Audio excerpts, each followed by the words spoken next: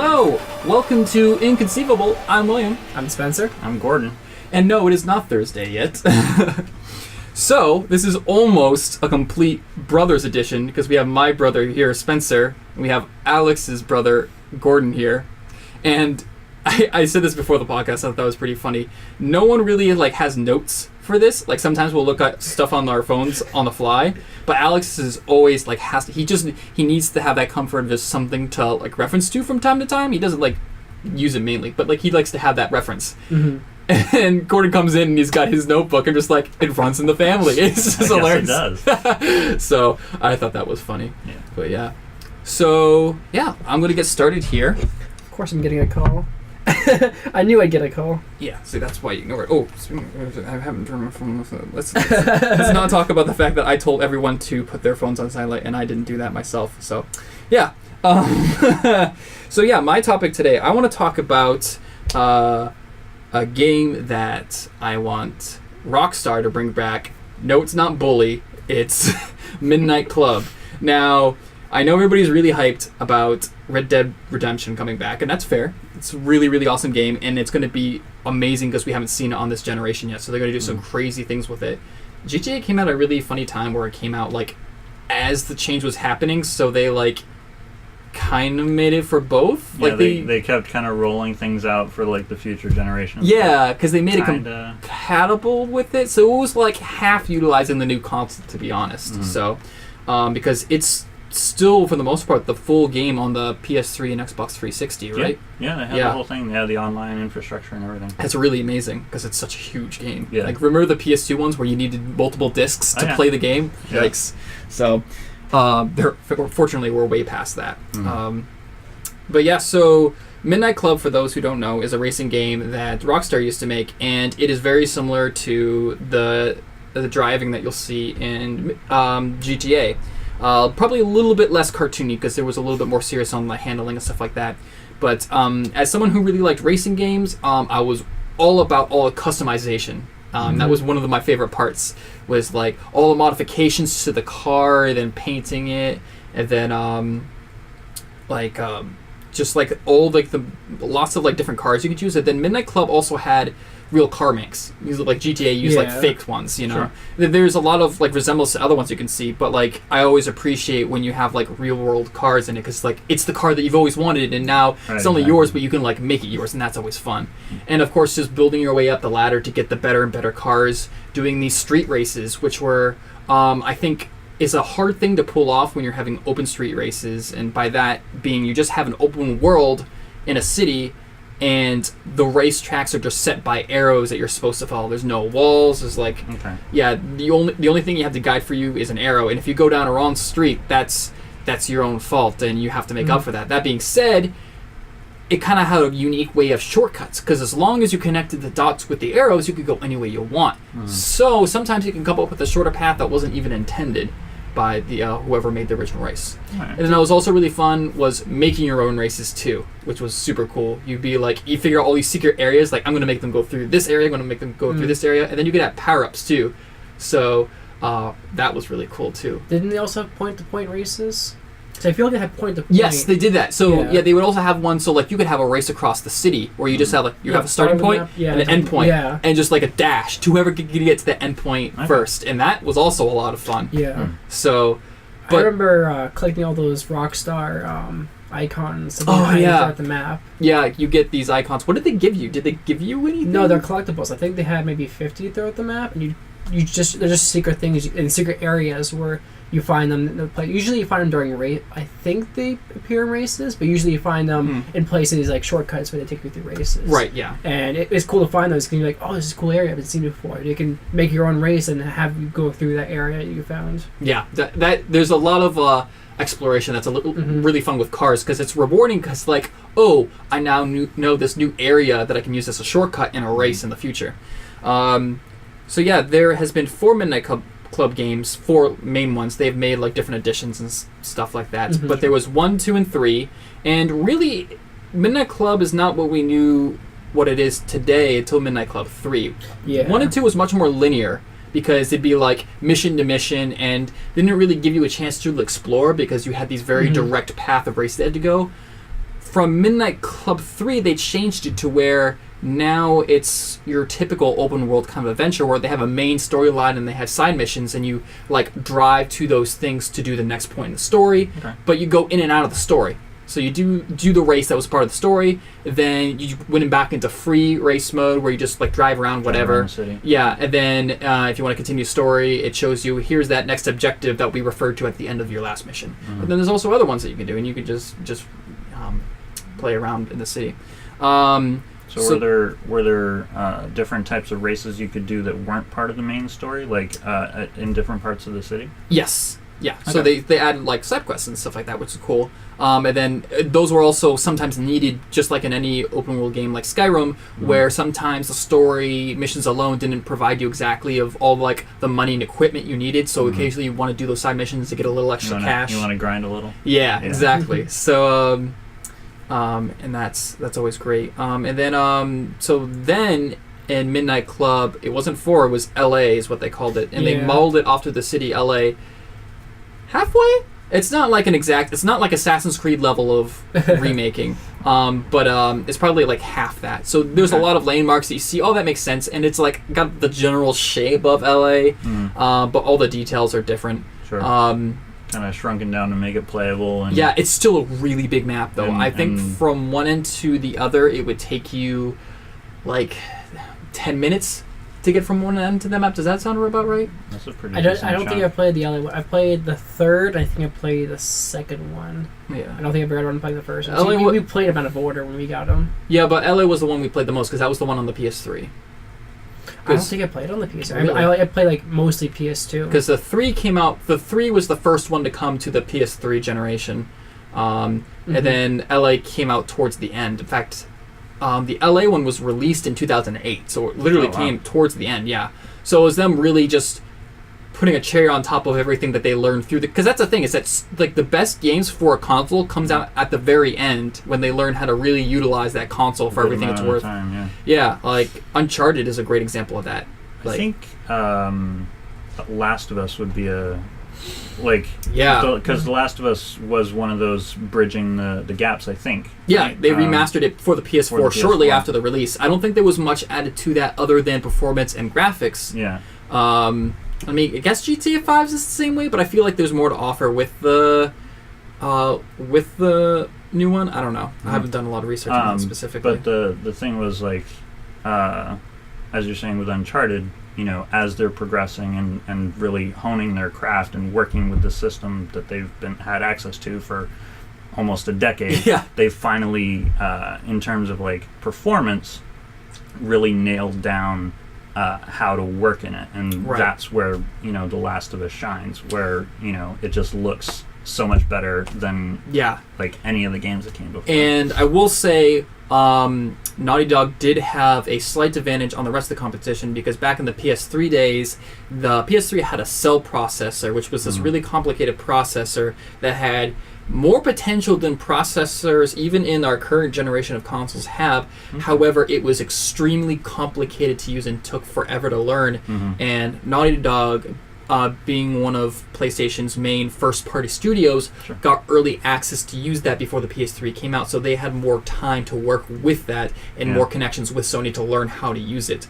It was very, very painful for third-party game makers who were making it for the Xbox 360 to be really simple to use, and they'd have to remake portions of it for the PlayStation because they couldn't just simply port it because the processing was completely different. So good in theory, but didn't end up panning out so well. Yeah, I know a lot of games had issues, or multi-platform games had a lot of issues. I think one that comes to mind was Skyrim. Apparently, pretty early on after its release, there's a glitch, or a bug, if you will, where because of the way the processor was set up, it would keep track of everything that was happening in the game, but it wasn't able to like save it and then shut it off. It was processing everything that happened. So like you pick up an apple and you put it over here, it's remembering that in real time. And you open a door, so now everything in the house of the door you opened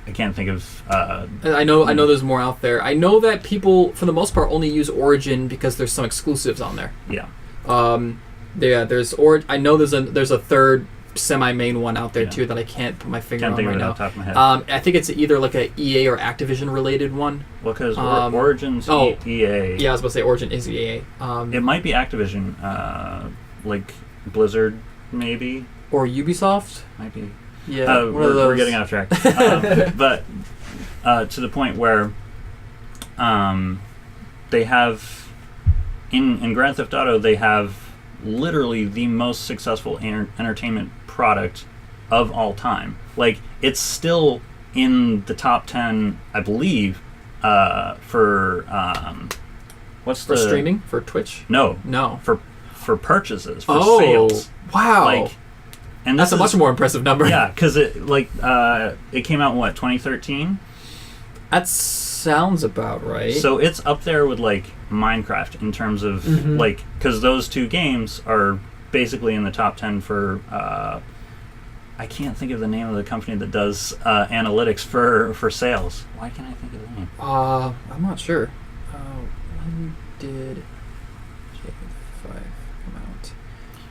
But yeah, like it's up there. I'm not sure if it still is, but up until a little while ago, it was, still in the top 10 of the which is impressive because you're right. It came out on the PlayStation 3 and Xbox 360 on September 17th of 2013 and was released just over a year later on the next gen consoles on November 18th, 2014. Yeah. So it's crazy to believe that it took them, that it's been out that long and how popular it is. Like, and Minecraft is the only other comparable example of a game that's been out that long and is still that relevant. And are they still selling at full price too? No, I don't think. I think they have pretty good sales on them, but the thing is, when your game is selling really well, you don't have to drop the price. People are still going to buy it. Well, because another thing that Rockstar is really good with is really helping the longevity of a game. They're still producing. The reason why it's still relevant is because they're still producing DLC and new features. For the online yeah, and the online really changed the game for them. Right. And that's why I'm scared that they won't ever come back to Midnight Club, because Red Dead Redemption offers something completely different for them. Totally different gameplay, totally different objects to work with. Midnight Club is arguably fairly similar to Grand Theft Auto. To like that half of it, yeah. And I'm willing to bet there's a lot of people who could care less about Midnight Club and would much rather see them, because they work pretty much like Bethesda, one game at a time, and just really focus on like really making that game good. And pretty much radio silent for a good portion of it. People remember Fallout 4 when they announced it at E3 at their first E3 conference. They're like, oh yeah, and you can get this game in like 3 months. I think it was insane. Yeah. Like, and it's one of the, like, Fallout and probably like there's just like a handful of companies that are able to do that and not have it like horribly blow up in their face. Rockstar would be one of them. If they wanted to, they could just be like, yeah, it's out tomorrow. Have fun, nerds. Yeah, like they can do that kind of crap. They're one of the best game companies out there, and I don't think they people. It's like weird how people don't really like sometimes the brand itself. Like, so for instance, Naughty Dog gets a lot of recognition. I don't think people give Rockstar the company as much love as they do the games themselves, if that makes any sense. Yeah. Granted, Naughty Dog does a lot of innovations that's just I think Naughty Dog is still the #1 game company that has the most movie-like quality graphics. It's like every time everybody's catching up to them and is even on par, they come out with their next game, and you're just like, it is so impeccably good, because not only just with the visuals but with the animations. Like, Uncharted is like Indiana Jones, and you see it play out, and it's like, this is like a blockbuster movie, and you can barely, and they've gotten really good with seamless transitions from cutscenes to gameplay and just not noticeable differences. It's amazing. I can't think of how many times where I've been in a cutscene and then you get out of it and you're just like, oh wait, I have to move. I have places to be. There was a game that came out. It was a PlayStation exclusive. I think it was like the Order 18, something like that. 1886. Yeah, and that was one of their main things, is that they said that everything is literally seamless. They don't really have cutscenes. They have stuff that uses the same graphics, but it looks like a cutscene because all their graphics are good. Basically, they brought down their cutscenes and they put more focus on the gameplay graphics to match that up, so it's exactly the same. But people actually complained that there was so many times where you couldn't tell when you were switching to gameplay. So many times they'd just be standing there and then they're getting hit like, oh, no more cutscene. Yeah.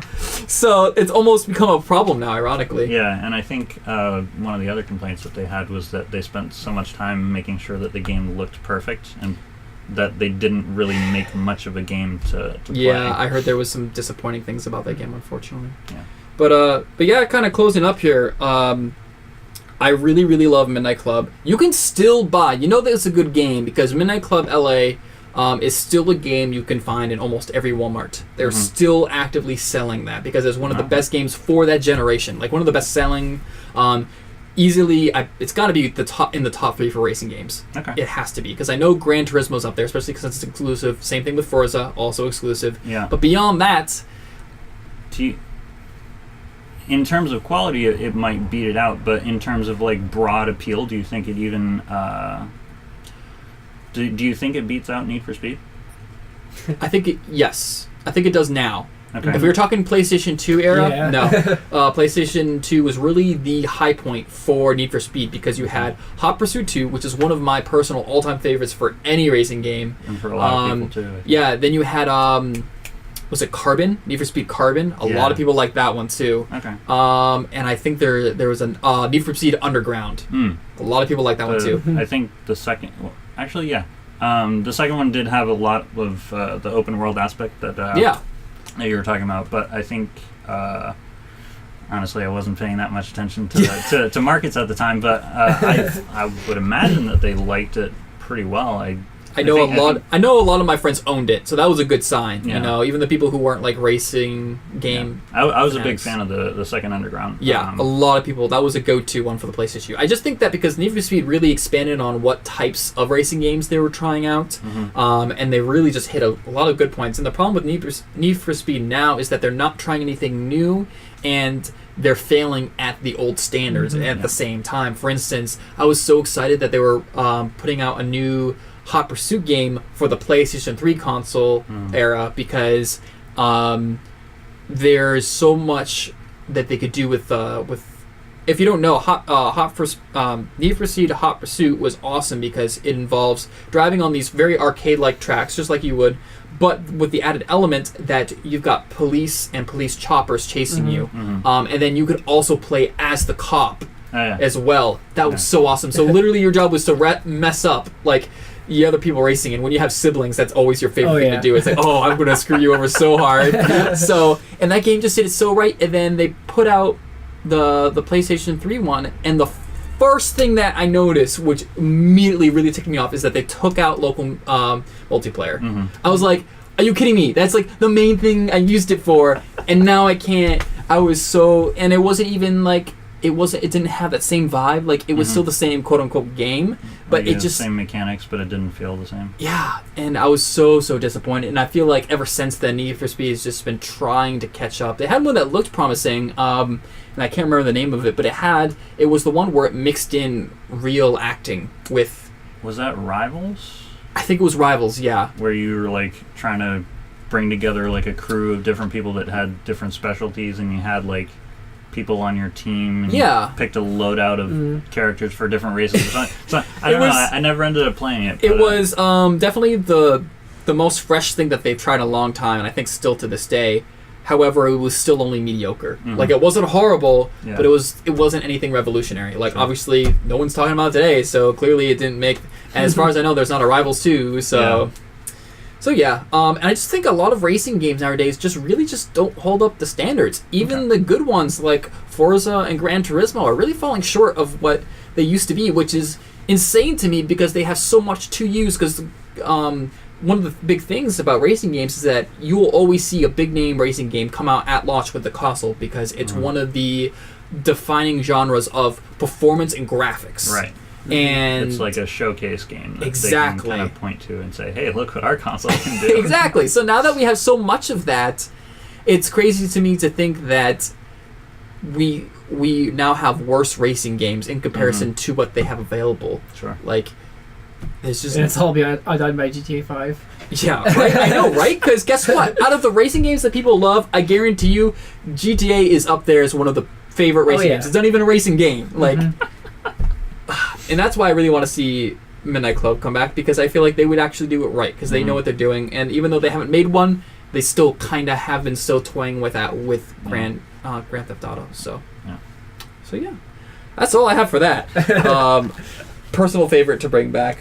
I doubt it'll ever happen because I think it's just too similar to Grand Theft Auto. But I would be fanboying so hard if they ever decide to do that. Maybe in like 5 years. We won't even know what their next project. When they bring out GTA 6, we won't even know what their next project is till probably like 6 months after Red Dead comes out. Yeah, that's just how they work. There's a while where they're even longer. Couple of years. We didn't know. That's right. Because how long ago did we know until they were making Red Dead? Red Dead 2. I think it was in the last year or so. Yeah, like, so I remember there being like a whole hullabaloo on Twitter of they changed their Twitter icon.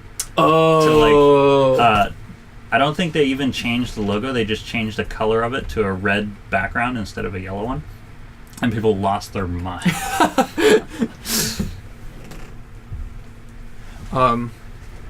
Yeah. So that's crazy. Like 2 years after GTA 5 came out was when we knew what they were working on next. Yeah. But then again, once we knew we were working on it, wasn't too far out to when I think we're getting it September. I believe but we haven't really seen anything for it. Yeah, I think they're starting to roll stuff out now. I think we've gotten we got like a decent, like a full length trailer, I believe, and then some games media have gotten access and played around in it a little bit. So E3 will be a big deal because they'll really be showing it off. Yeah, here's hoping. I know, right? All right, what do you got for us, Spencer? So, I wanted to talk. Are you gonna flip it for me? Thanks. Yeah. I wanted to talk more about. I've seen a lot of. I don't know how into cosplay you are, or if you see anything online about it. I know. I follow cosplayers, but I'm not. You do not partake in the in the clothing as characters. Yeah. The question is, do you follow strictly cosplay? I do. That's important. Yeah. So cosplays, Alex. So a lot of things I've seen is combining cosplays from different games or shows together. I know you're not too familiar with RWBY, but you're familiar with Borderlands and Overwatch. Sure. People have been combining characters from those games with RWBY and combining their weapons and their style of character, which has been really neat.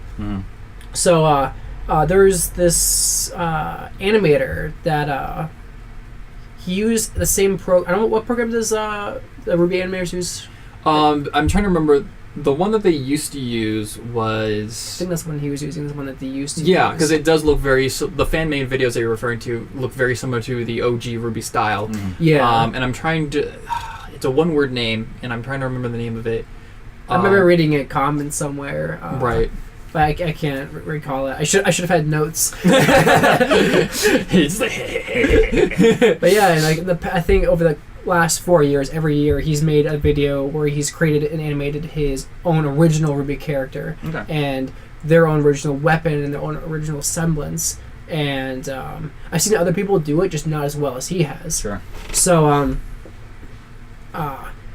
there's been a lot of people, like I've seen a lot more D&D people's original D&D characters where they take that and they turn it into a cosplay. And from the D&D group that got big, I don't know what that's called because I don't... Critical Role? Yeah. I get a lot of flack for that. But specifically from Gordon, you'll find out why. Oh yeah. That's right. We'll educate you. Yeah. But yeah, there's been a lot of cosplays that I didn't even know about. Like, oh, that's from that. That's cool. So I've wanted to create my own RWBY character, RWBY semblance, and there are so many cosplayable characters from RWBY. Like, you've only seen like part of the first season. First season, yeah. I think I made a list at one point. I think they're getting close to 100 unique characters now. Really? Wow. Yeah. That's nuts. They love pumping out unique characters, and what's really cool, and what makes RWBY so cool is that they're really defined. So they usually have their own color schemes. This show is big on color. Sure. They all have these super unique weapons, which almost every single one of them transforms into a gun or at least some other weapon. A different kind of weapon, yeah. Every weapon is a different weapon, they do a really good job of selling individuality for all these characters. Oh, yeah. Like, I was thinking to myself before the podcast, I was like, if I'm doing this, I should probably think of my own character, my own semblance weapon to bring up as an example. I'm like, that's been taken. That's been taken. Yeah.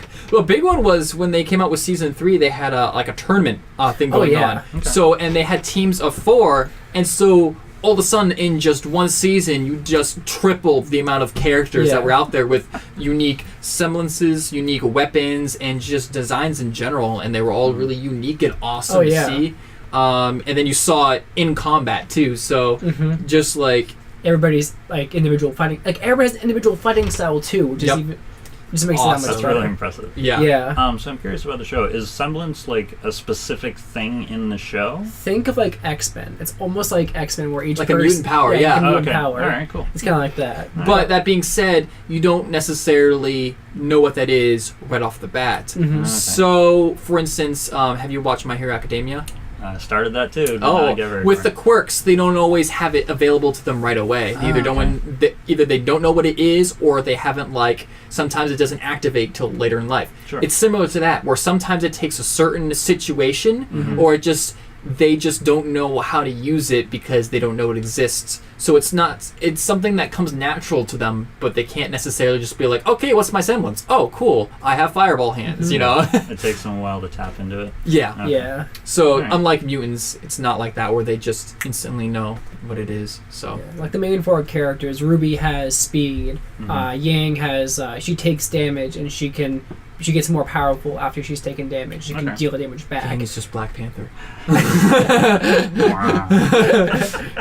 Weiss she kind of has 2. It's one semblance, but she has 2 different things. They're called glyphs, which there's different kinds. Like some there's like platforms. So you can make like a platform you can walk across, and it kind of defies gravity too. So you can put them on walls, and you can walk up the walls.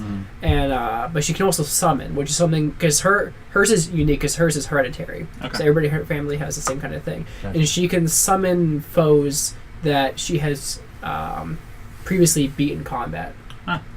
So that's a cool thing. That's nifty. And then Blake leaves behind copies of herself to basically take blows. Alright. And she can combine that with it's kind of like, because there's magic and then there's dust. Dust is like the elements in RWBY. And you can combine that with say fire dust to make a flame version, combine it with ice and make a hard frozen copy of herself. Oh, cool. Yeah. The semblances are more like quirks than they are mutants, because mutants is like mutation, so it's usually physical attributes, whereas these semblances are more like auras or like superpowers. So it is definitely more resembling to quirks or most quirks. So like an innate magical ability. Basically, one character's is bad luck.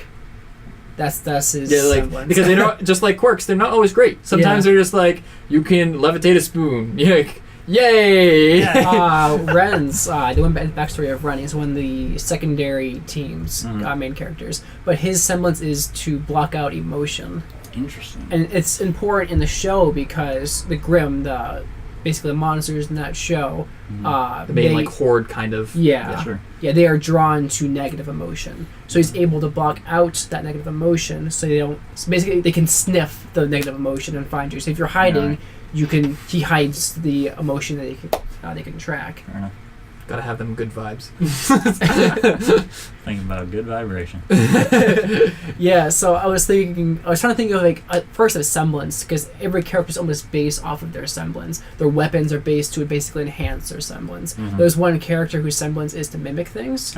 So the weapon she has, because they build their own weapons, which is even cooler. And her weapon is basically a mimic of other people's weapons, so they go hand in hand.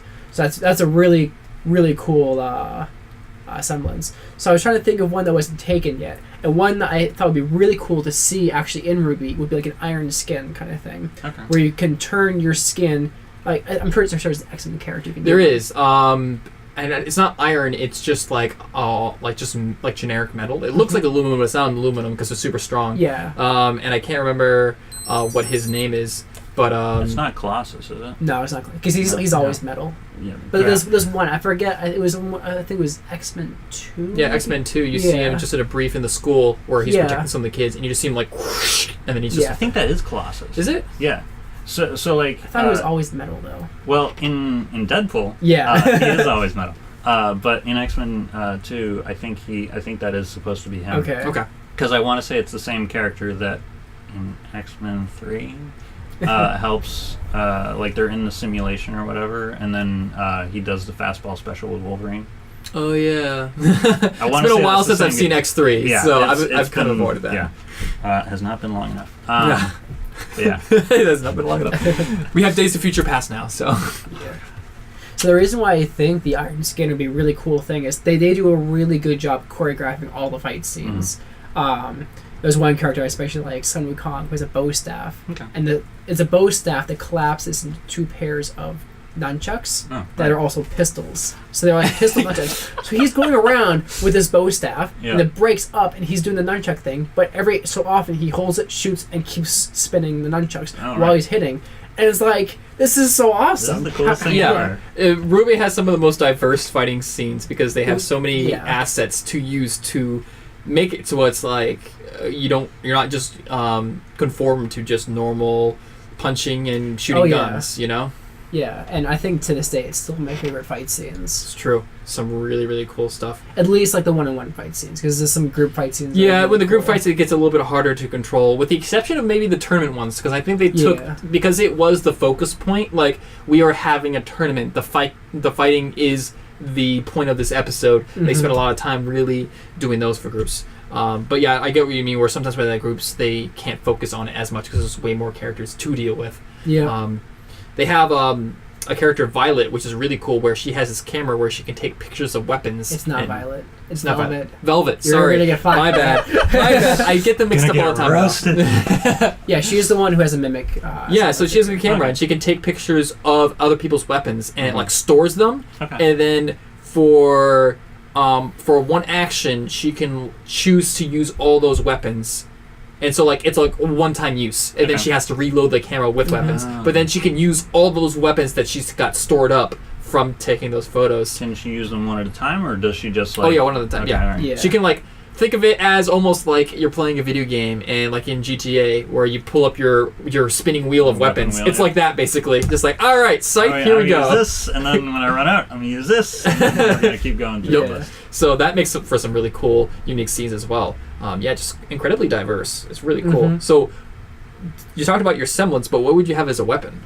So the weapon, also so many weapons are taken. Like maces are taken, bow staffs are taken, nunchucks are taken. The same weapon, of course. Yeah. There's 2 pairs of nunchucks in the whole. Because with every character, they've used up 2 weapons. Yeah, I know. It runs out really quick. Sometimes a third weapon. Yeah. Sometimes a third weapon. Swords, bows, all has been taken, but there's no lances. Interesting. There's also, I don't think there's anybody who actually like rides a horse in that either. I was gonna say that could be a part of your semblance. Would be summoning a mount, right? Yeah, or just turn to a centaur. Just turn to a centaur. That works but too. there's also that'd be one heck of a faunus. Yeah, so they're a faunus in the shell, which is basically half. They're not half. They're not half. They're humans, but they have one animal trait. Oh, okay. So they can be as small as cat ears to as big as, I think some even have gills. They just have fins, but I'm not sure if any have gills. Well, you saw in one scene where they can breathe underwater, so it's like implied that it comes with the some fins. have like night. Well, I think all of them have good night vision. There's a girl who's a chameleon. Yeah, and that's super useful. So, but none of them are full on half. No, like no centaurs. Like centaurs wouldn't be faunus. Yeah. So, it's literally actually, like it would be pretty cool to see someone on horseback fighting. That would be cool, especially since there's that horseback Grim. There's a Grim who looks like a centaur basically. Yeah. But Grim are mainly animals, so they're they're like animal based. They kind of like a black base of the animal with a almost like zombie-like traits, but not. They have an outward skeleton, and they have like these. I don't even know like what it would be made out of, like the scale kind of thing, where it's like protruding like spikes almost, like bone. Yeah, like kind of like broken external bones. Yeah. Okay. Yeah. So they're basically like like rabid creatures on like extreme mutations for the most part. So yeah. But yeah, for the most part, Faunus, they literally just have one animal trait, and most of them aren't necessarily useful. That's just what they are. They've been like, they're basically mutants, you know? Yeah. So most of the weapons have the weapon form, like the like hand-to-hand combat form, and they also have the gun form. But there are some weapons that have 3. I think there are even some that have 4 different modes. Like there's one character, Neptune, who has like a plasma gun kind of thing that turns into a spear and a trident. Okay. There's Pyrrha, because it's cool because all of it are based on like Greek mythology. So you have Neptune based off of Neptune, you have Pyrrha based off of Achilles, and so she has a, what kind of gun is it? It's not really a shotgun. It's more like for who? For Pyrrha. For Pyrrha? It's the rifle that has like the handguard thing where you like reload. Oh, like a Winchester? Like Winchester kind of thing. Yeah. So she doesn't use her gun that much. She doesn't really use it because she's literally like a gladiator, so she's very much with the sword primarily. Yeah. And then she has the javelin. It turns into javelin, and it turns into like a spear kind of thing, which is which she uses because she has a shield too. So she kind of combos that. But I would have the lance, so it'd be a weird shaped lance because it'd be skinny on the tip of it, and it would gradually go into a much bigger end, and then flat out. So it would work as a lance, but then it would hinge at the narrow part, and it would be flat on the top like that, and that would be in an axe shape. So you'd have the bigger, heavier piece on the top, and that skinny piece goes to the back, kind of more like an accent piece for the axe. Sure. And then you have like the barrel of a gun hidden inside the handle that is now exposed when that part hinges over. Gotcha. So I think that'd be really cool. Also, if you had the handle extend, because you have like a shorter lance, you could use like a sword. You could actually like swing as a sword, so just like go stab. So you have multi-blade functions. Yeah, and same thing with the axe. You want like a just quick one-handed axe thing, or if you want to have a longer handle, have a two-handed, heavier like swing. I think that would pair really well if you had like the iron skin. You turn your arm into like this shield basically, where someone swings at you. You just put your arm up, you block it, and you either use the lance part or use the axe part, and you put it in your attack. It's pretty cool. Take it. And I think it'd be really cool for fight scenes because I could imagine limitations that would be you can only have that for so long before it wears out, and you need to like rest and let it recharge. So. You'd have to be skilled in where to use it and when. So you keep it like no iron skin. Something swings you do it for a second, then you swing. Something goes to your head. You turn your head into an iron. Something you turn your legs into iron, and you kind of like something's like say you're fighting a faster person who's going on all sides. You just turn different parts iron. Or if there's like a blast, you turn your whole body to iron, and you can like be a wall to protect your teammates. I think that'd be a really cool attribute for a character and. I was just thinking, like, what would I have? I think I would like to have like a space sense, basically. Basically, be that person on a team where we're traveling in a group, and because it's not just for me, I can alert the rest of my group. So it would really help with like ambushes and stuff like that, which would solve a lot of problems in some of the encounters. I was just trying to like, they get ambushed a whole bunch. That definitely happens a good amount of times. Surprise attack, you know. So I feel like Spidey Sense would be really awesome to have, and I feel like it would actually fit well with that kind of, because it is kind of more of a magical thing. You know, they make it like a more genetic thing with spiders, but spiders don't necessarily have like Spidey Sense. Now, I was when I was thinking the different semblances that actually came up, but it was kind of different from that. It was almost like seeing like a half second or a second into the future kind of thing, and I feel like that'd be almost overpowered in some cases because you'd be like, but just like, so let's cap it at 2 seconds. What could you do with 2 seconds? If you're fighting one-on-one with somebody, you basically know where their weapon's going to end up, so you can predetermine where to block and where their open spots are to attack. In a group setting or in a surprise attack, it's going to be harder to deal with. But one-on-one, it's going to be very overpowered. In a surprise attack, you have that 2 seconds to warn people that that they're. But it might not be enough because if you have 3 teammates per attack, you got 2 seconds basically to warn people you're going to die. Yeah.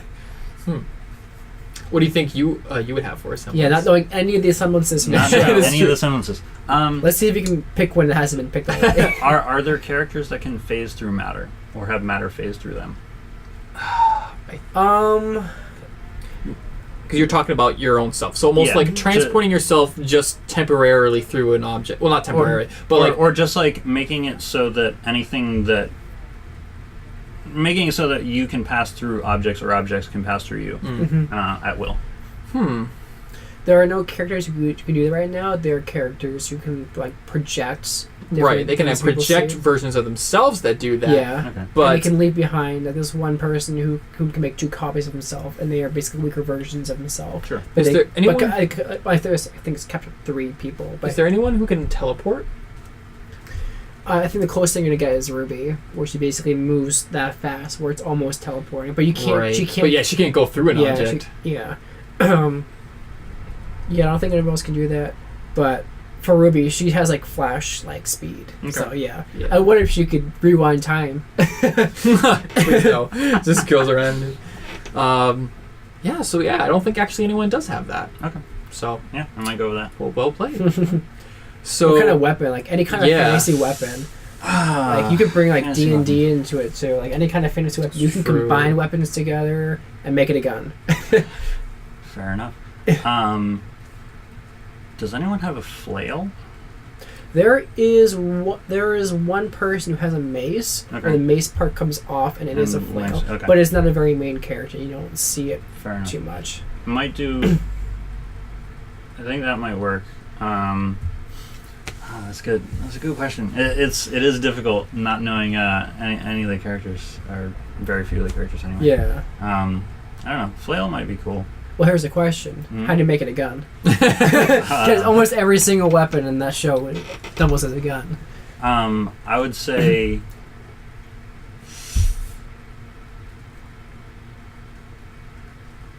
Probably, put second hand on the handle, pull it all the way down to the chain, wrap it around your hand, and then use the end of the handle for it. Now, I think it'd be cool. So the semblance you mentioned is phasing through items. So combine that with your character's weapon. If you had a crazy long chain on a mace kind of thing, and you're swinging around, you could have it phase through yourself. Yes. So that would be really cool. Ooh. So you can be spinning it really fast, having a phase through yourself, and basically making a force field around yourself. Essentially. So I think that'd be really cool. Yeah, I'd dig it. I was thinking, as far as gun-related things that I haven't done yet, I don't think anybody's had a rocket launcher.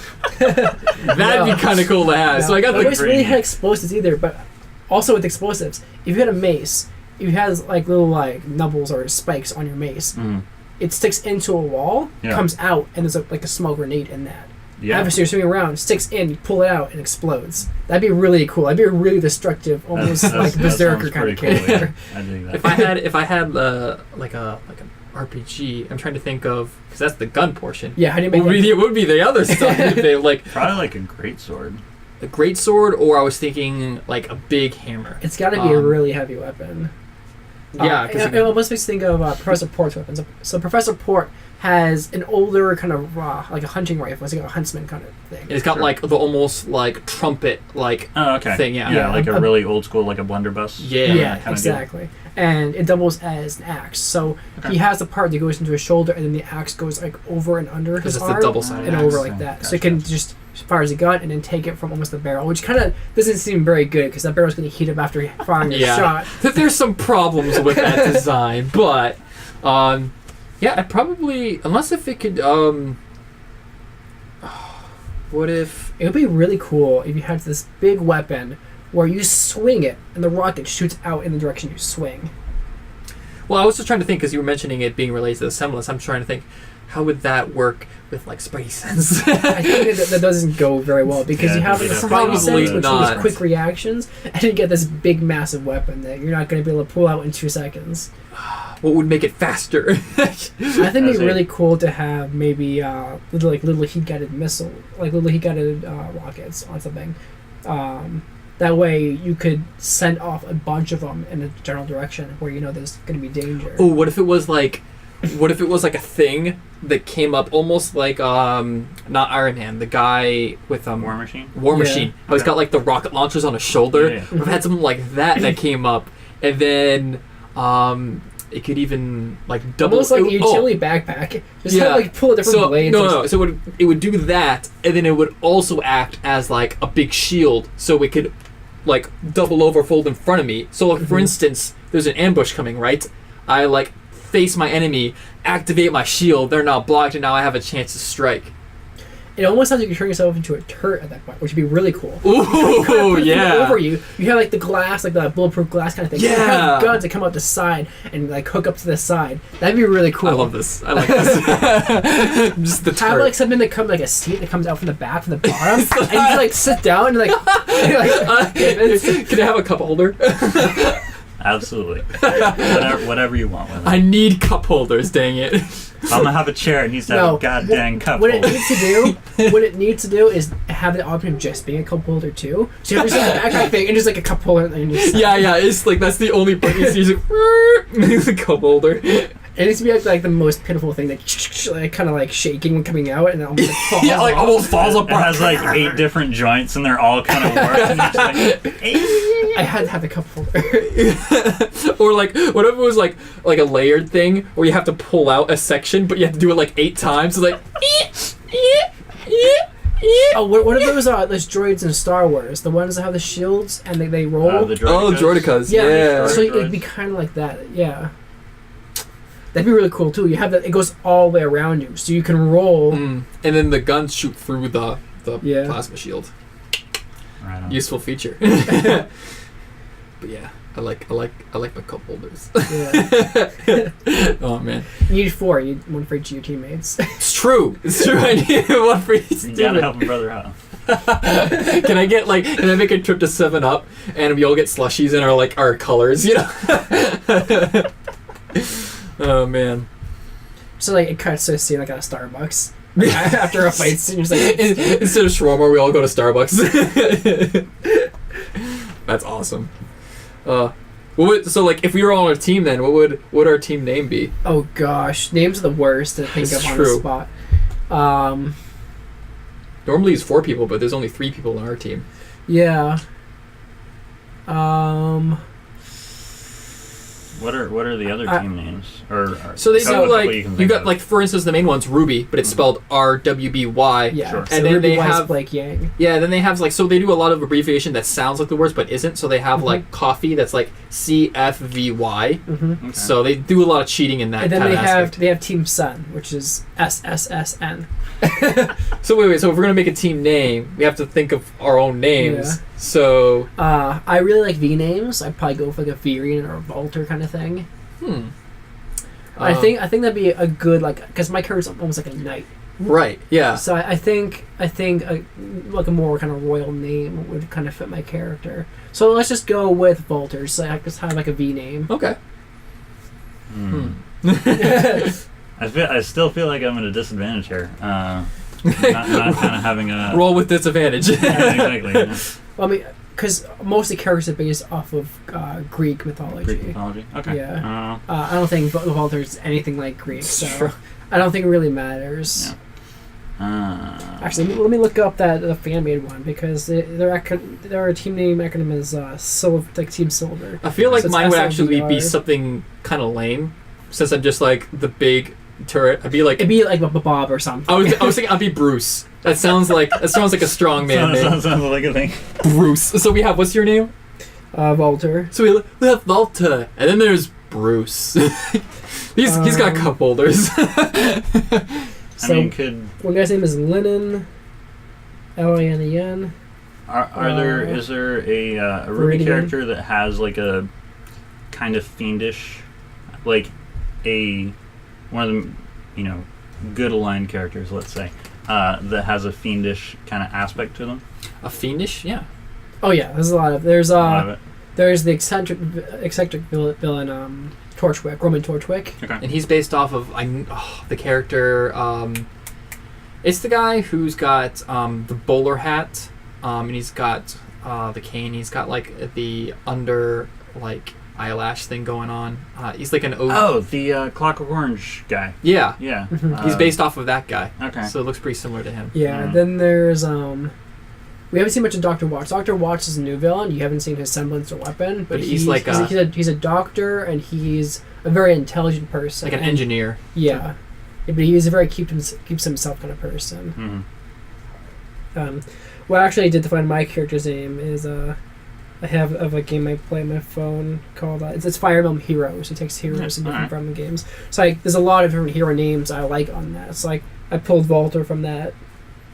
But let's see. So if we're looking for like a B name, like there's Barst. Barst's name on here. Barst. That also sounds pretty.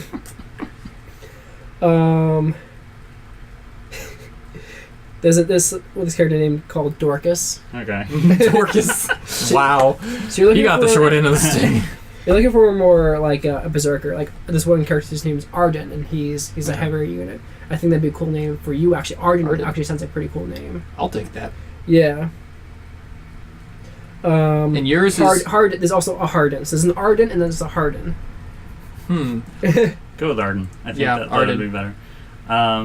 I don't know. Because yours is what kind of type of character is yours again? You're more of a berserker because you have the weapon. Like I have the flail, but I also like phase through things. Yeah. So you're like the sneak attack kind of thing. Yeah. Like glass cannon. But like a bruise or sneak. Like, yeah. That's kind of a weird combination. I'm trying to find characters that kind of match the description of the game, but you got names like Joshua and Carol. So I don't think you want those. No.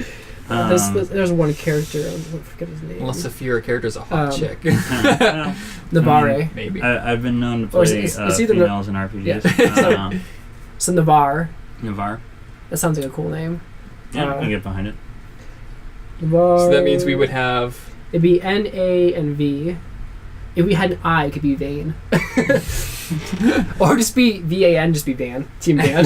Team Van. So we have VAN is our and we drive a bus. I've got the cup. No. My whole thing just transforms into a vehicle. That's it. Team Van. Perfect. Or if you have somebody who starts with Z, do like Vans, like the shoe. Just multiple Vans. Everybody wears Vans. Oh, gotcha. Like the shoes. Yeah. We're styling. Team Van.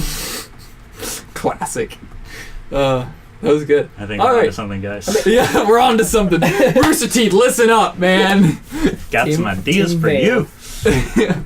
Next they're going to be like, but Van's not a color. You're Team Van, and you have Team, like, Soccer Mom. Team Soccer Mom. Oh, man. That'd be funny. So, we kind of, like, hinted at D&D a few times in this, which goes into what you're talking about. Does. So I'm going to be talking about Critical Role. So we'll flip this here. So let me learn you something. Yes. All right. So I'm familiar with Critical Role. Yes. I've watched, I think, equal parts of season 1 and 2. I think I'm 7 episodes into both. I'm trying to get caught up with campaign 2 first because I'm like 10 episodes behind, so I'm trying to catch up with that. It's a lot easier to do. Yeah. So once I caught up with that, then I'll throw in some campaign 1 episodes in there because there's like 115. Yeah. 5 not including one-offs and battle royales and all that. True. Which I'll be honest, I have skipped a number of the one-offs from time to time. But Critical Role is, in a nutshell, for those of you that don't know, is a bunch of nerdy-ass voice actors get together and play D&D. And the Dungeon Master, Matthew Mercer, is a fairly prolific voice actor. He doesn't always get main parts or named characters, but I mean they all, do whatever parts they really need to pay the bills. But you're familiar with Overwatch, so he plays McCree in Overwatch. Yeah. He also did Leon Kennedy from Resident Evil, and Crom from Fire Emblem. Oh, yeah. They were saying. And then Levi from Attack on Titan. Oh, wow, yeah. That's cool. And then, of course, you have... big roles. I'm just saying, not all... Like, they have a pretty comprehensive list. Because isn't the point that it's a team of voice actors, right? Yeah. Yeah. Yeah. And they all, do a whole bunch of stuff. A bunch of video games, a bunch of anime. Travis Willingham and Laura Bailey, two of the other actors on the show, were both on Full Metal Alchemist Brotherhood, playing Lust and Roy Mustang. which makes for some pretty interesting recording sessions. From as I'm sure you're aware. You also have Marisha Ray and Sam Riegel. Orion Akaba started off with the group, but is not in the second campaign. I think he left like after the first third of the first campaign, something like that. Makes them really good into getting into character, though. Yeah, no, it's very character driven. You spend a lot more time doing character moments than you do just kind of dicking around. Though there is plenty of D&D shenanigans going on. Always. They all have like their own unique voice going. More so, especially in the second campaign. Yeah, campaign 2, they really emphasize that, which is great because, like, especially for Jester, she's what kind of accent is that? I think it's Russian. Yeah. Eastern European for sure. And it cracks me up all the time because she really plays into that. It's really entertaining. And it's surprisingly genuine, like I buy most of the time. Yeah. It's really funny because it's so drastically different than what she sounds like. And that's the wonder about these guys being voice actors, is that they're really good at voice acting. It's true. But yeah, so they'll come up...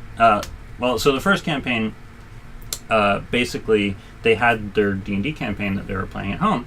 And one of the actors was doing some work with Felicia Day from Geek and Sundry, and Felicia was looking for content creators for the website to kind of grow the brand. And she was like, "Do you guys want to stream this?" And they're like, "I don't know, putting stuff on the internet. Who would watch that? It's kind of a bad time. Like if people don't like it, they're gonna be really mean." And I'm gonna call names. And yeah, exactly.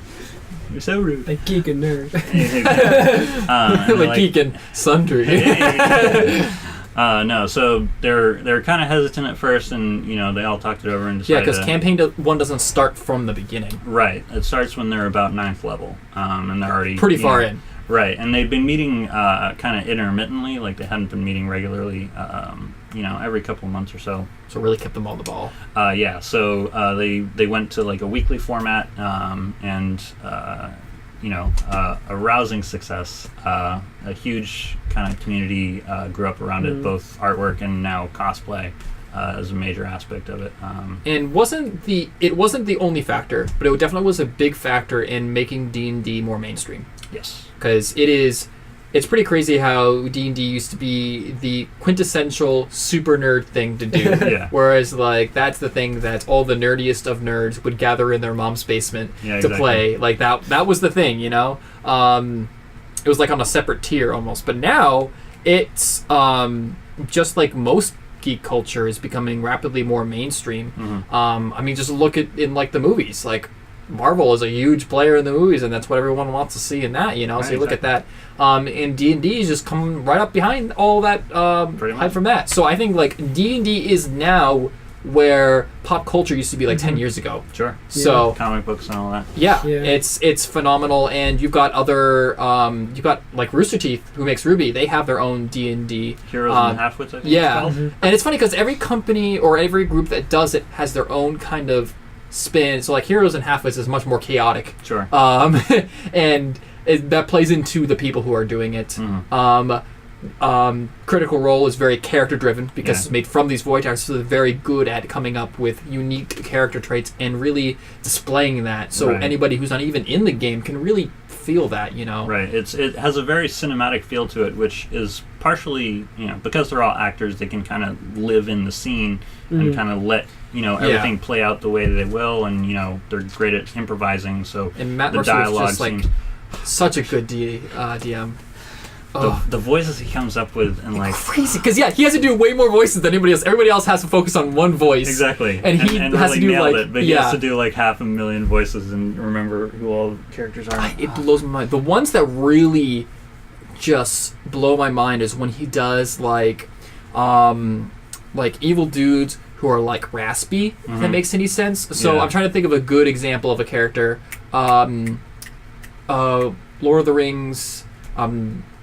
Sauron, like he doesn't speak much, but when he does, it's in that almost like echoey, like really dark, like a really deep. Yeah, and he's able to do that so like jarringly, where it really feels like there's like a different person in the room, and it 100%. Really is off-putting. Like some, because in the earlier of campaign 1, there was that like that creepy like hooded dude that was hanging along. The Illithid, Clarota. Yeah, and he used that voice for that, and it's so, and just like, oh, you know what it really sounds like? It sounds like in Harry Potter, Chamber of Secrets, the voice. Like from that would be like that would take him to the tunnel. So he does that kind of voice. The parcel tongue. The parcel tongue kind of like it's so creepy, and it just like that's just one part of his talent. But I think that's one of the most impressive to me because it instantly like sometimes it'll give me chills, you know, because it's so just like on point. You know, it really makes me think that holy crap, there's a different character in this room. You know? And you're just watching him and you completely forget that you're watching people play D&D a lot of the time. Some of the times it gets bogged down a little bit. Like shopping episodes can kind of, you know, they can be entertaining, but they can drag a little bit as well. But the combat is super interesting almost 100% of the time because one of the other things that Matthew Mercer is really good at is designing really interesting combat encounters. Yes. And it's not just I move over here and I hit him and then I move over here and I hit that guy. It's very immersive and he like explains what's going on in the flow of the battle, and it's very immersive. Pun of the day, folks. But yeah, so I'm actually I've watched the entirety of the first season, and I'm most impressive. I think I'm like halfway through the last episode. Okay, so you're almost caught up. Yeah, almost caught up. Yeah, because these episodes, by the way, are like 3 to 4 hours long. Because granted, it is live stream, so it's like live streams usually run longer, but it's important that you, unlike some videos where if they do a live stream, they'll cut it down to a more edited YouTube version. But with this, it's all story driven, so you can't cut out anything. So like literally, there's like you have 4 hours every episode, so a lot of content. A lot of content comes out really quickly for this thing. Yeah, I think the grand total of like in-game time for campaign 1 comes up to like 330 hours, which can be pretty daunting if you're gonna jump in, especially to watch it. But they do have the podcast now, the audio podcast, and they're current with episodes and all that. And you can enjoy the like 95% of it with the podcast. You're not missing out on much by seeing it in person. You get to appreciate it more maybe, but you're not really retracting much from listening to the podcast. So don't feel like you're missing out on a large portion of it, you know. 100%. I think it's a fantastic thing to listen to, especially if you're someone like me who just rinses through podcasts. All of a sudden this one poses a new challenge with 4 hours every episode. You're just like, man, I can't quite just binge this like I do with every other podcast. You're just almost never going to run out. What kind of platform is this posted to? So they stream on Twitch. Okay. They post videos to YouTube, and then their podcasts are available, I think, on everything. Everything, yeah. Maybe not Spotify, but... Spotify is a tricky thing because Spotify really isn't a podcast platform. They are working more towards that. Yeah, a few people have managed to get on there as podcasts, but it's not as friendly They are currently working on making it more available to people to put on podcasts. We currently have an application pending for our podcast, but the company that I used to distribute podcasts, they recently opened up the option to do that because they reached a deal with Spotify to do that, and they got flooded with so many requests that Spotify had to back up and be like, okay, we actually can't support all of these podcasts, so we need some time to process what we just did to ourselves. So because like in terms of content, podcasts take like 100 times more than like an album, you know? And so, because everyone and their mother has a podcast, including so yours truly, everyone and the brother. But yeah, so you can find it. So if you're Android, Google Play is probably the preferable one. However, if you're on Android, there's literally a million third-party apps that you can use. You can find it on. But Google Play, you can listen to it free on there, and the app is free. And then if you're on Apple, you can listen to it on iTunes, or like iTunes being the podcast iTunes app, which is also free on there. So you don't have to pay for an iTunes account. You don't have to pay for a Google account. Though all podcasts are free, you can listen to you can watch the stream free on Twitch as well. So there's no paid aspects about this. But what I do like is that also in the streams they do donations towards like other causes. They have their chosen charity, A26LA, which I believe is a foundation that is geared towards promoting literacy and creativity in underprivileged children. And they'll do like workshops, and they've kind of been wrapping D&D into a few of their locations as well. And they've been, consistently working with that particular branch since I think the beginning. And then one of the things that people will send them gifts as well, and they'll do like unwrapping videos at the end of the episodes. I think because they ended up being so long, they ended up making them their own like event video. So they wouldn't, tie them down at the end of the podcast. But so they call it Christmas because they're opening all these packages. But one of the things that people will often do is they'll make donations in the names of the actors in the game to different charities and wildlife reserves and all this really sort cool. of thing. Yeah, so it's a really generous community. And super supportive. Like it's really, we have basically a new type of fandom coming out of here, and it's really neat. And I think it you kind of have to give credit mostly to Critical Role. They're just the ones that just hit all the right notes for this and came out with the winning remedy that now many other people use to replicate that. Now many companies have that, but Critical Role was really the first one to do it at the scale that it is from the beginning, and that's partly due to the fact that Geek Kind is a big company and you're dealing with actual voice actors, so you have that to advertise it. So you had a lot of people were able to jump into it and bear with them as they really got together what really makes a D&D podcast or show. Because I think it'd be better to call it a show, really. Yeah.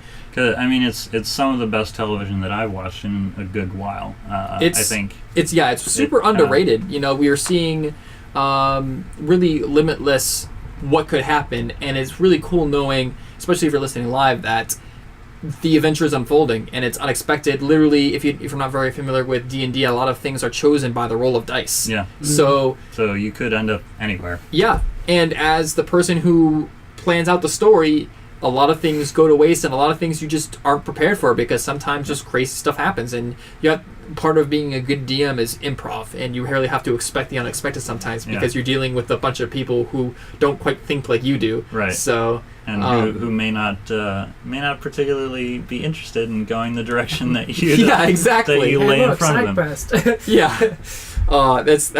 That's always a thing playing D&D, where sometimes your DM is like, no, you have to do this thing. It's like they get so close to saying that without saying that. Where it's like, no, you have. Like, there was this one time I was playing with my group, and we had to go into this, like, we needed to go into this tunnel to get to this boss for a boss fight. Yeah. But we were all trying to figure out a different way to get to where this thing was without going down the tunnels, because we thought that was a bad idea. Like, why would you go in tunnels?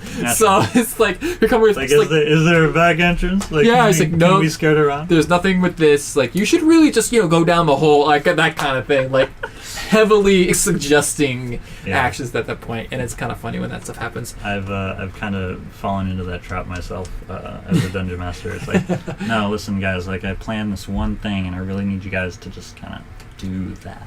It's like, listen, I understand you want to have your fun, but like, in order to proceed, you kind of have to go through this door. You got to go do the thing. You got to see the scary monster, okay?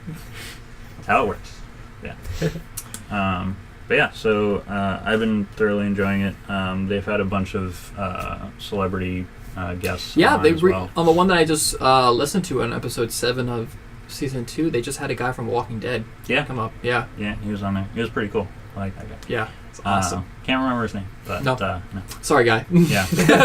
You're not that important, I guess. And then, of course, Matt Mercer now has other D&D groups, I guess. He did. Well, they're partnered with Wizards of the Coast at this point. To their one of their advertisers. D&D Beyond, Wizards kind of database for player character information and classes and the whole shebang. They're sponsoring them currently. But so Matthew Mercer has run games for like Wizards of the Coast. They had an ongoing game called Force Grey.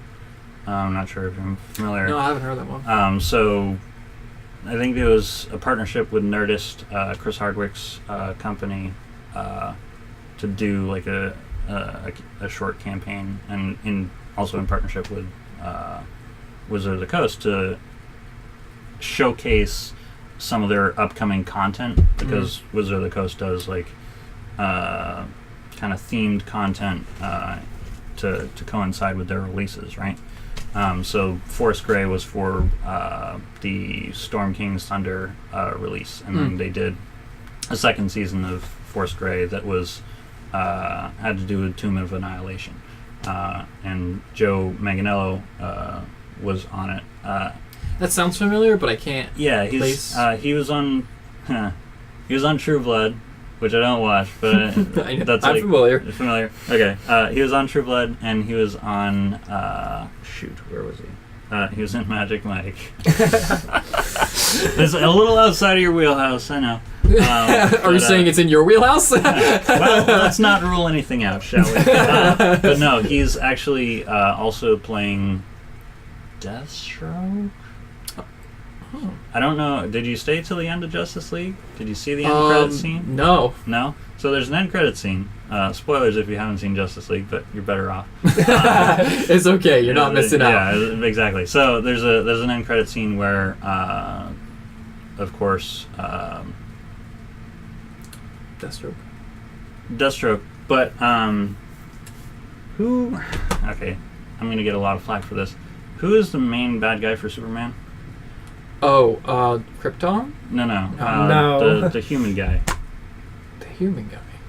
Like his main antagonist. Yeah, he was in Nightmares too, but I can't think of his name either. He's like, I've got kryptonite, and I'm crap. No, I'm blanking on that name. I know what you're talking about. Luther. Lex Luthor. Oh my gosh. We're gonna it's get okay. so trashed. There's literally a whole episode where we forget all the names. Down. Like, I think it's the title is we forget all the names. Yeah, we literally, that was just the entire episode, is we couldn't think of a single person's name. So we will never top that, don't worry. Fair enough. So Lex Luthor busts out of prison, and they show him busting out of prison, or someone realizing that he's gotten out. Mm-hmm. And it, goes to a nighttime shot of this huge yacht, like this immaculate, sailing vessel. Mm-hmm. And like this boat pulls up to it, and Deathstroke, walks out and then pulls his helmet off to talk to Lex Luthor about starting a League of Evil or whatever. Yeah, there's a Nega Justice League. Yeah, exactly. But yeah, so that's Joe Manganiello, and then they did a one-shot adventure with Vin Diesel. Yeah, I haven't watched it, but I saw that they did that. I was like, no way, that's so awesome. It's super hilarious though, because they're like, hey, we want you to do this one. Like, they're talking to Matthew Mercer. They're like, hey, we want you to do this one shot for Vin Diesel. He's like, cool. How much time do we have? It's like, oh yeah, I have a couple of hours. He's like, oh, all right. That's a little tight, but I can make, I can write something to work and, get some players in. And then they like call him the week before. They're like, yeah, so we're running into some scheduling issues. It's going to be like closer to an hour and a half. He's like, oh, okay, I can trim things down. We can get this working. And it ended up being like half an hour to 45 minutes that they actually had to play. Oh man. So like he was pretty nervous about everyone having a good time and Vin Diesel kind of getting his spotlight moment, but he rolled a couple of natural 20s, I think. Whoa, nice. Which is crazy. That's a pretty short time period to do a few of those. Yeah, no, 100%. Vin Diesel OP. The dice is with him. And actually, one of the classes that Matthew Mercer has made and is now like an official D&D class, or it's published on D&D Beyond as part of their, published content, is the Blood Hunter class, which is a reworked version of the Witch Hunter class that he created for Vin Diesel, because the collaboration and video were part of a promotional kind of drive for the last Witch Hunter movie that Vin Diesel was making, because the movie was actually based on one of Vin Diesel's D&D characters. And so they're like, yeah, we want to do this whole thing. That's like, really cool. I can make class for you. Oh, man. Which actually, Taliesin is playing a Blood Hunter in Campaign 2. Oh, there So, you go. Full circle. Do you think Vin Diesel will ever come back for a second one? Ooh, I don't know. If this whole Fast and Furious, this fledgling Fast and Furious franchise ever slows down, doesn't get off the ground, he might find time to come back.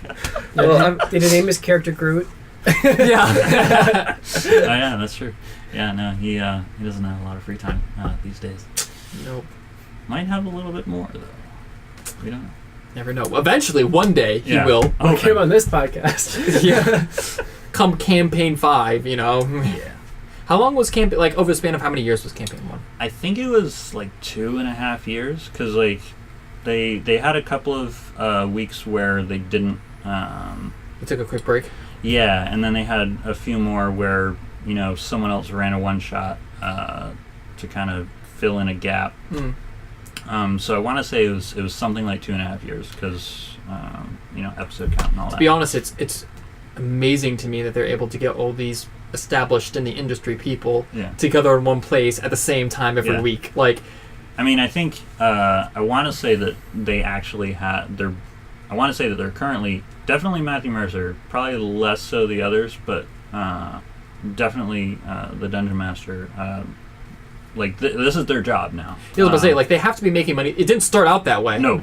Yeah, I think it was a volunteer. The fact that it started out that way is amazing, but now it actually, like, they're probably getting paid for their time at least, because that's time that's taken away from, simply because that, time is money for these kind of people, and it's time that they're losing from other projects that they're established with. And they still manage to do some voice acting, but I think they can be a little choosier about what roles they actually, go after. Yeah, and I think it's pretty cool for them, because this must be a really fun project for them to do, and so refreshing from everything else. Yeah. Especially Matt Mercer. Man, you can tell he loves the crap out of this. It never gets old for him. It's true.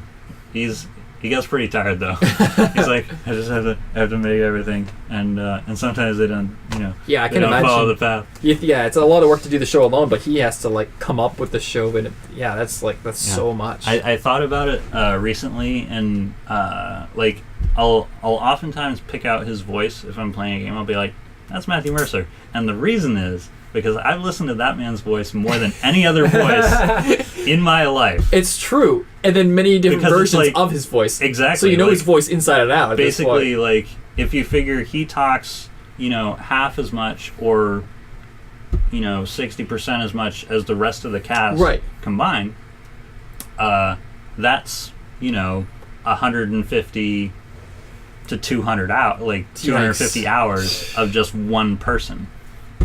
Which, other than probably Greg Miller, would be the other voice that I've listened to probably about that much. Did you see I got to meet him at PAX East? No. Yeah. Really? It was so cool. Dude, that's what was awesome. crazy is that I didn't recognize him at first. Really? Because he's lost so much weight, and he's starting to grow his beard out. Yeah, he has the beard now. Yeah, so, like, I saw him, and he's like, is that...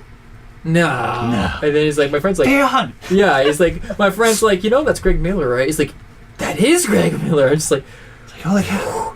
I think what really sold is that he had a kind of funny shirt. Oh, okay. So, there you go. But yeah, he's such an inspiration, because he had a dream job at IGN and went off to make his own company doing what he loves, kind of funny. And right, exactly. That's just so cool. Yeah. But yeah, I've been a big fan of him since Up at Noon, which was his child. Like that was that's his fun baby. thing. Yeah, like to get to do at IGN. He and Brian Altano. I think Brian's still doing it with Mexico. Yeah, they were big for me because Greg Miller was one of the biggest personalities from IGN, but also he was a big part of the PlayStation content, which I was mostly interested in. Sure. So a lot of the content that I went to IGN for would be a lot of that. You got from him, yeah. It was always funny because they had like a subtle rivalry between them and the Xbox guys, and I always because they had remember Beyond, their podcast? Yeah. I used to listen to that, and then there was the other one, Unlocked. Podcast Unlocked. Yeah. And I was just like, oh, it's those guys. It was like, because it's like, even though they're not, they kind of like, it kind of seems like subconsciously they're playing into those console war bit, Yeah. But which is, it's funny now because like, they have their kind of bank of personalities that do the podcast, but there is a certain amount of crossover. So they'll have conversations about like, oh, and this game's coming out, and it's like, oh no, that's a PlayStation exclusive. We don't talk about that. We don't talk about that here. Yeah. So it's hilarious. Yeah. So Matt Mercer is just in so many things that it's like he's just so talented, and like I couldn't think of like a better voice actor to like host this. And I may be kind of biased now, being hindsight, know, but like he plays some of my favorite characters for like anime and stuff like that. And then he's such a diverse because like he's in Overwatch. Yeah. He does. Because what does he do outside of anime and video games? Does he do anything outside of that? Yeah. He was in a movie series called Mythica. He's in Magic Mike. No, he was not in Magic Mike. There were probably some girls that were just like, was he Magic Mike? Oh, come on. Those kinds of girls don't listen to the podcast. Oh. No. Way to bring truth into this. Well, that's what I'm here for. No. No, I think he does mostly do mostly video games and anime. I think, struggling voice actors, not so much anymore, but, earlier on they do commercials, radio spots, TV spots, like voiceover for, literally anything. And I think what really cool, what sets kind of like a good way to really like send this off is just the fact that they're playing characters, but you see so much more of who they are as a real person than they would in like a movie, because it's not edited, it's live. So you see, because in D&D you would have out of character moments obviously, but you can really see who they are as a person outside of their characters even, and it's really cool to see the human aspect of this. So it's like you see more than just the actors and the characters, exactly. So that's kind of a unique experience that you don't have in like movies or TV shows. Yeah. And honestly, some of the out of character interactions, especially when Matt Mercer is having a conversation with one of the other players, and you just kind of watch, two of the characters interacting, kind of more or less silently. Some of my favorite moments in games is just watching the players kind of riff on each other and just have a good time, because they're all super good friends and really tight. It's also something to be said about something that runs for a long time, kind of like how The Office rewards you for keeping up with all the episodes. There's so many inside jokes. Things just keep very same thing here. So 100%. The more you watch it, the more you get from it. So, and when you're dealing with very character driven things, it comes up a lot. So. I'm gonna go on. Okay, this is kind of an aside. I'm gonna go on record and say that Travis and Laura are probably one of my top 3 celebrity couples. Just I've watched them do a bunch of panels together, and like watching them interact on the show, it's just really kind of incredible. You definitely get connected with these as real people more than you would on other things, which is kind of weird for them, I'm sure. But that's being in the public eye, I guess. So, definitely different than your average movie or show, but I think it's definitely, there's a reason why it's popular, because it offers a lot of different things. So for sure, couldn't get a higher recommendation than that. You should start watching it then. Get on the program, dang it. I would start with, and I would say this to people who haven't touched it all, start with season 2, get caught up with that, and then when you have bonus time, start on season 1.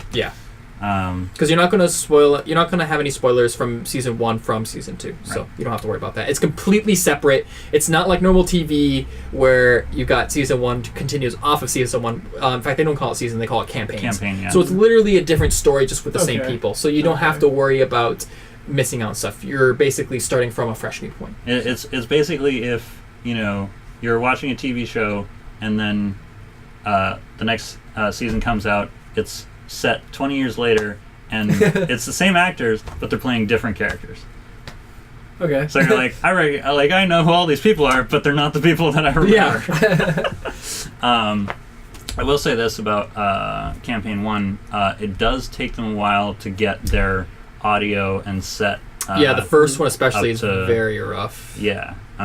So but if you can get, if you can get through that, And I think you'll be much more apt to if you catch up with season 2. Yes, because then you'll appreciate the people and what they're going for. Then you'll understand that it took them a while to get to that primo qualite. You know? How many hours a day? Yeah.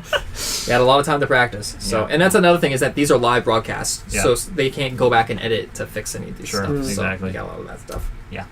But that's part of the fun. Yeah. That's right. So, all right then. That's all we have for today. It was a good podcast. Yeah. Thank you for joining us. Thanks for having me. Thanks for having me. Yeah. Hopefully it won't be the last see of you, but yeah. You're never gonna see me again. No. I just want to talk about my own RWBY characters, so we should eventually like actually make a RWBY team. I mean, I think it'd be really cool. It'd be awesome. Play with D&D characters and have them drive cars. Just bundling everything together. We have our own D&D thing where it's like RWBY characters driving cars. Yeah, no, it's like a Fast and Furious or like it's like a Fast and Furious kind of setting instead of like your fantasy thing where we're all RWBY characters. Street racing. Boom. That's how we tie everything Perfect together. synergy. All right, and with that, thanks for joining us and stay kind, geeks.